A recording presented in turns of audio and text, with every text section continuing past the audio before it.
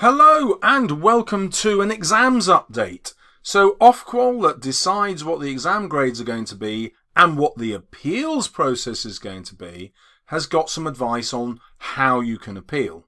I've been getting quite a few queries like this one from Lily Jones saying almost everything, all her grades, were lower than her mocks. What do you think, sir, of this? Do you have any advice of what I should do? With results up nationally by about 12%, you might think there would be no need for appeal. But if we delve closer into what Ofqual said the problems were likely to be before this fiasco unfolded, they talked about the possibility of bias, especially if you were from an ethnic minority. And they decided that they couldn't correct for that bias, but they knew that the centre assessed grades were likely to have bias built in. So if you're in the same position as Lily and you did get mock results that were higher than your actual grades, it may be that your school has been intentionally or unintentionally biased.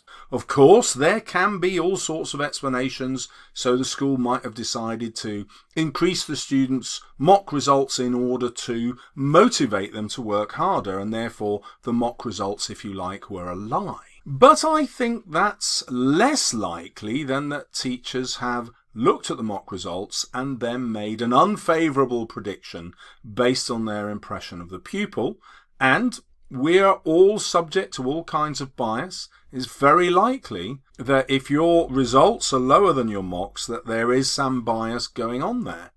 So this brings us back to Ofqual's document and what you should do. By the way, I'll put a link to this in the description if you want to read it. The appeals process is on page 14. And Ofqual realises that there's going to be this problem with mocks, and it says this in big bold capitals: you cannot appeal because of your mock exam result if the exam result was higher than your grade.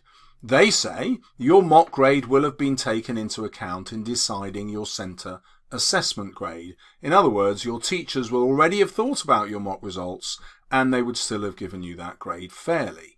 However, hope is not lost, because if we scroll up to the beginning of this, it is important to remember that you can ask your school or college to check whether it made a mistake when submitting data to the exam board.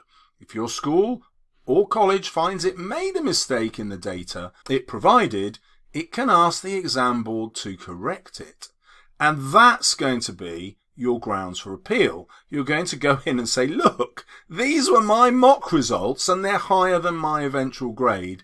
I think you've made an administrative error in arriving at my mark and you need to put in an appeal for me.